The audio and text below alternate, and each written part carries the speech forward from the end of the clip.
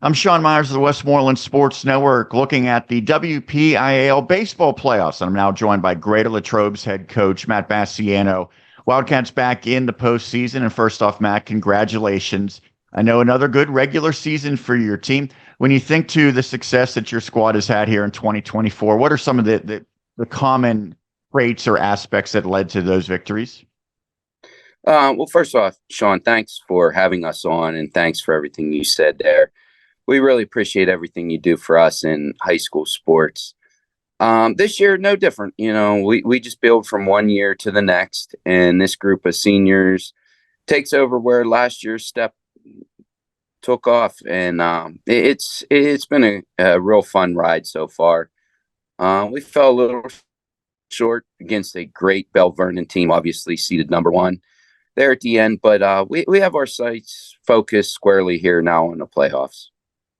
Well, one thing that I think was significant is after you lost those two heartbreakers against the Leopards, you got a chance to get back at it in non-section and it seemed like you had some success there. So how important was that to kind of get that bounce back and for the team to show its resiliency? It's always good to get those games afterwards and see the mental side of it, where we are. And sometimes losses are good. Like I said, we definitely wanted to win the section, but Bell Vernon is a great team and has a ton of depth, especially on the mound. So hats off to them and everything they were able to accomplish. And that's kind of the approach that we took. We lost two close games in extra innings and down to the wire at their place.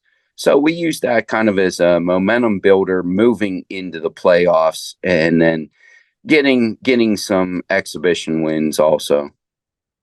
The pitching staff has been outstanding this season. Riley Smith and Dom Carini and Luke Nipar Smith in particular. What has made that group of hurlers so impressive? I think they just bought into that approach, the team concept that we preach from the very beginning, that they don't have to go out there and strike out every single kid. We've been playing great defense up to this point, and they need to just throw their pitches, hit their spots, and rely on the defense behind them. And it's all of them. Behind them, you have Vince Gasky, who pitched great up in Altoona for us. You have Hayden Porterfield and Jackson Chula that have been great pitching down the stretch. So we have a number of arms that we can count on. It's just, what we're going to get that day from that opponent. And that's what we're looking at in Hopewell. And as I said before, we know they're a great program. Seedings kind of go out the window. That's nothing you can worry about or control. We just have to control our game and our approach going into that game. Well, the Vikings are your opponent, and they're one that you're a little familiar with. We'll get to that momentarily, but you get the number 5 seed, and you mentioned Bell Vernon gets the number 1 seed. How did the number 5 seed kind of align with the expectations you had going in?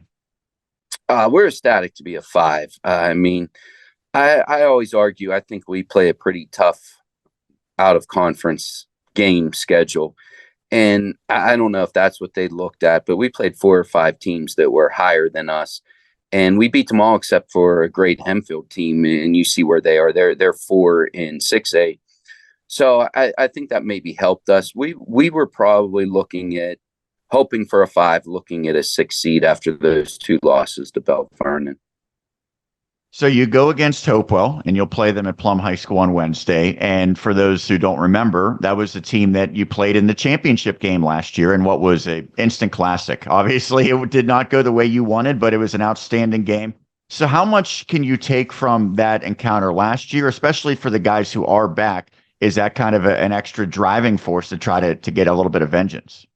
As I said before, as soon as the regular season's done and we start looking towards the playoffs, Hopewell was one of the teams on our radar just because of the overall records and where we were kind of looking at where teams would be.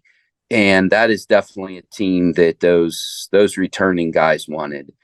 They want another crack at them. And it was a great game, like you said. Our kids, to their credit, they battled back and overtook us. And our kids fought till the end. It was a great game. And we are anxious to get back out there against them. But again, every team's going to be good in the playoffs, especially a defending WPIAL champion. So we have to be ready. We have to go out and play our kind of game, fundamentally solid, great pitching, good defense, and come up with that timely hitting. And we'll see how it goes. But I definitely anticipate another great game between two good teams. I know you've been at the helm of this program when you won a WPIAL title, won a state title. And then last year is a little bit, I don't want to say Cinderella, but it wasn't necessarily a team that everyone expected to get to the championship. So you think of the success you've had maybe as a favorite and maybe as a little bit of an underdog. What's a common thread to making a deep postseason run in your experience?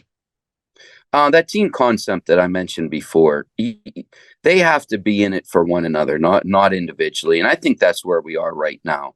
We've grown closer and closer as the season went on, and I think those losses kind of brought us even closer. If there is such a good thing as a good loss, I think that was it. I think these kids are ready to go. They want to win, not for themselves, but collectively together. They want to write their own chapter. As you mentioned, those other great teams in the past, this is their season, this is their year, and they want to make it a memorable one for them.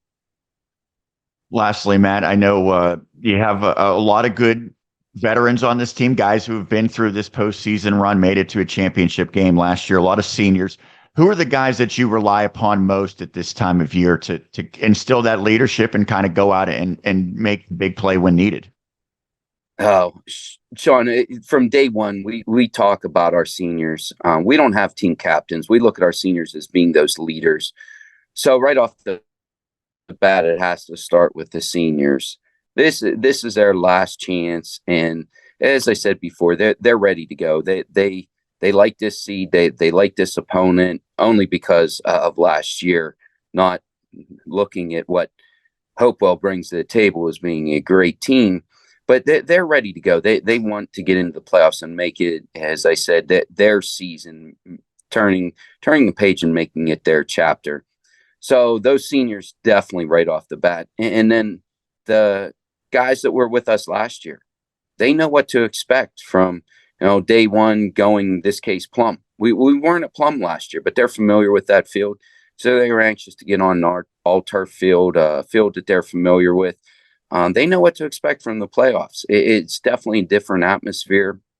And between the seniors and the returning guys, and already starting to talk to some of those younger guys, what to expect, what it's going to be about, those are the ones that are going to carry us. Well, Matt, thank you so much for doing this. As always, we appreciate the time. Congrats on getting to the postseason and good luck once again in the playoffs. Thank you, Sean. Appreciate it. And thanks for all you do.